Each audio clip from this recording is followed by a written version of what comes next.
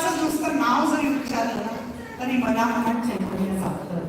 आणि राम जन्मापाठोपाठ चैत्र पौर्णिमेला आपण साजरा करायचा हनुमान जन्मोत्सव. श्रीरामाचे परमभक्त हनुमान जन्मतःच ज्यांनी भव्य सूर्याच्या दिशेने झेप आणि सर्वांनाच अचंबित केले अशा बलशाली हनुमानाचा जन्मोत्सव चैत्र पौर्णिमेला सर्व भारतीय मोठ्या भक्तिभावाने साजरा करतात.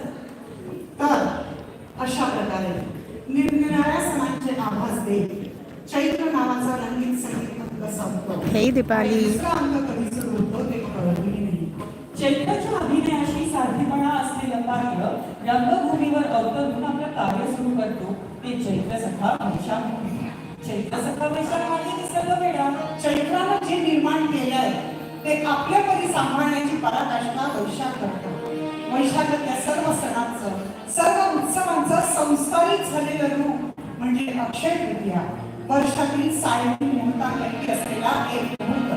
असे बघून हयात असलेल्या माणसाचा वाढदिवस तर कुणीही करेल, पण हयात नसलेल्या माणसाचं श्राद्ध करायला श्रद्धाच लागते. आणि ही श्रद्धा आम्ही भारतीयांनी अक्षय तृतीयेच्या रूपाने सांभाळून ठेवली आहे. ही अशी